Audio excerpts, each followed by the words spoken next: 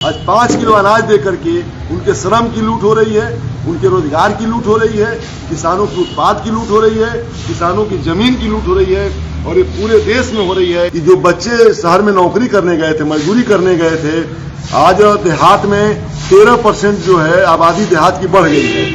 मैंने जो आबादी कम हुई थी और शहर में जो उनको जॉब मिलता था, जो रोजगार मिलता था, वो समाप्त हो गया, कम हो गया है। ये जानबूझ करके किसानों को तबाह किया गया है। और बिल्कुल ठीक बात है कि पूंजीवाद जो इस समय चरम पर है भारत के अंदर, किसानों की जमीन पर और किसानों के उत्पाद पर और मजदूरों के श्रम पर उनकी नजर टिकी हुई है। इसलिए जितने कानून 10 सालों के अंदर बनाए गए हैं, तो किसानों के खिलाफ बनाए गए हैं, मजदूरों के खिलाफ बनाए गए हैं। तो दोस्तों, आप देख सकते हैं किस तरीके से लोगों की जिंदगियां बर्बाद कर दी गई हैं सरकार के द्वारा पूंजीपतियों के हक में। 250 करोड़ रुपए की जमीन सिर्फ 17 करोड़ रुपए में एक तरह से डकैती की गई है और उलझाया जा रहा है हम लोगों को हिंदू मुसलमान के झगड़े में। तो ये बहुत दुखद है और उम्मीद है कि हम इस लड़ाई को इनके साथ जुड़ करके आगे बढ़ाएंगे और इनको न्याय दिलाने में सबकी मदद से हम लोग इनकी संघर्ष में शामिल होंगे।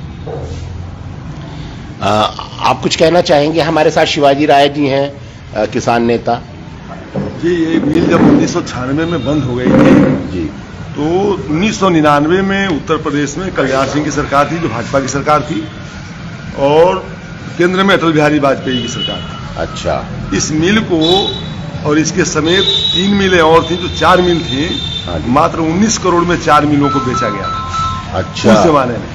और ये तय हुआ कि 6 साल बाद, 6 साल के अंदर भुगतान करेंगे। अच्छा। उन्होंने भुगतान नहीं किया, इसका उधारी में बेच दी गई और उधारी में बेच दी गई। सिर्फ इसलिए कि सरकार अल्पमत की थी, तो उनके एमएलए 2-3 जीते लोकतांत्रिक कांग्रेस के, उन्होंने समर्थन दिया था उनका। अच्छा। तो ये इस मिल को दान में, सरकार चलाने के लिए दान में दिया गया था हरशंकर तिवारी को। उन्होंने 1 पैसे भुगतान नहीं किया था। जब नहीं किया तो मिल दूसरे तीसरे हाथों में चली गई। आज राजेंद्र इस्पात जो है उस मिल को खरीदा हुआ है। इस तरह से पूरे उत्तर प्रदेश में खास करके जो निगम की मिलें थी या केंद्र सरकार की मिलें थी, उन मिलों को खत्म कर दिया गया। कोई विकल्प नहीं बचा किसानों के पास आज की तारीख में। बहुत मामूली मिलें हैं जो कम से कम मिलें चल रही है। एक मिल देवरिया में प्रताप फैक्ट्री है, वो 1 महीने चलती है, वो भुगतान नहीं देता है। तो अच्छा। किसान बिल्कुल बदहाल है। किसानों की नकदी फसल गायब हो चुकी है।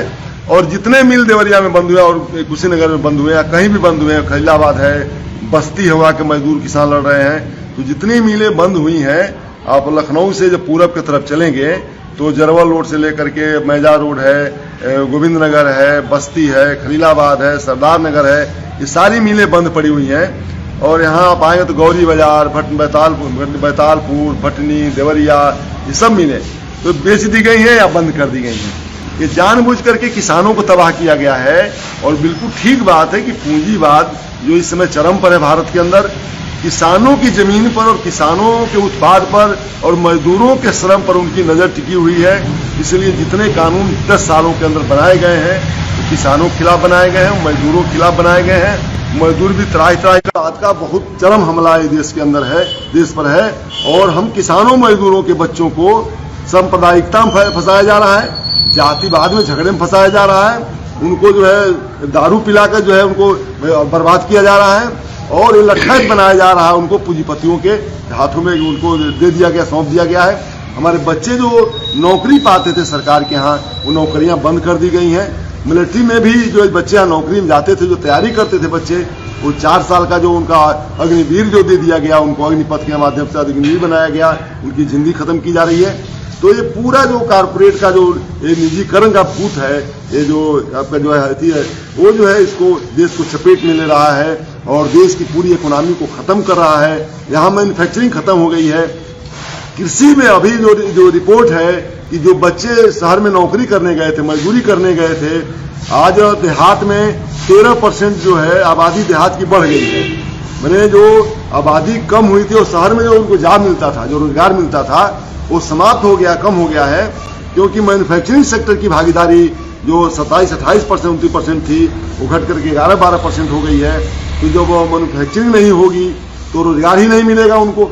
तो अब बच्चे फिर शहर से गांव में भाग के आ गए और उनको इस हालत में लाया गया है कि जो देश की सरकार कहती है कि हम 80 करोड़ लोगों को, 83 करोड़ लोगों को 5 किलो अनाज देते हैं, तो ये निश्चित रूप से पहले पुराने जमाने में जो जमींदारी प्रथा थी या बहुत पहले जो गरीब लोग थे किसान, तो दही चूड़ा खिलाकर खेत लिखवा लिया जाता था।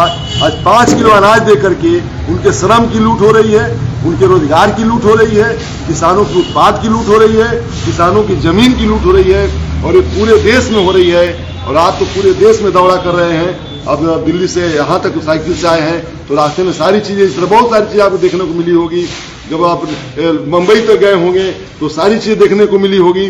उन परिस्थितियों से आप अवगत हैं, और मुझे लगता है कि अब धीरे धीरे इस देश के लोग इस बात को समझने लगे हैं कि हमारे साथ कैसा छल हो रहा है, हमारे साथ लूट हो रही है, और ये सरकार, उस लूट में सरकार शामिल है। सबसे बड़ी बात यह है कि अब किसानों के पास, नौजवानों के पास, इस देश के नागरिक के पास जो है अब वो अपील का कोई जगह नहीं बचा है, फरियाद की कोई जगह नहीं बची है जहां वो फरियाद करे जा करके। न्यायालय भी उनके कब्जे में चला गया है। उनके फैसले जो आ रहे हैं कहीं से भी रिलीफ देने वाले नहीं है, किसानों को, मजदूरों को रिलीफ मिले। इसलिए अब सीधी सीधी बात है, उन नौजवानों को जो आपने जगाने का काम किया है, उन नौजवानों को सीधे लड़ाई में आना होगा और अपने हक की लड़ाई लड़ना होगा। बिना हक की लड़ाई लड़े ये मामला संभव नहीं है कि उनको कुछ मिल सके या किसानों को मिल सके।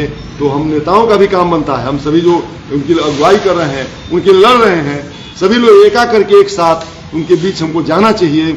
आपने एक मैसेज दिया है कि हमें कैसे सड़क के माध्यम से या साइकिल से आप घर घर जगह गाँव जा रहे हैं, सड़क के माध्यम चल रहे हैं, तो हमारे लिए एक बड़ा संदेश होगा इस देश के लोगों के लिए कि सबको इसी तरह से अपने सारी उन सुविधाओं को छोड़ करके, अगर जो राजनीति करना चाहते हैं, जनता के हितैषी अगर जो हैं, नौजवानों, किसानों, मजदूरों, महिलाओं के हितैषी हैं, तो उनको निश्चित रूप से गाँव गाँव, शहरों में जाना होगा, घर घर जाना होगा, ये संदेश देना होगा कि भाई अब एकत्र हो जाओ, ये जो फांसीवाद और ये पूंजीवाद तुमको निगल जाएगा। और बिना समाजवादी व्यवस्था के, और व्यवस्था जब तक समाजवादी नहीं आएगी, आम जनता के हित में कुछ काम नहीं हो सकता है। पूंजीवादी व्यवस्था जनता को लूटती है और जनता का हक छीन लेती है, उनका खून पीती है, उनके अलावा और कोई विकल्प नहीं होता है। क्योंकि मुनाफा जो होता है, उनको इतना मुनाफे का नशा होता है कि वो मुनाफा की सीमाएं तोड़ देते हैं। कितना मुनाफा चाहिए उनको ये तय नहीं हो पाता है।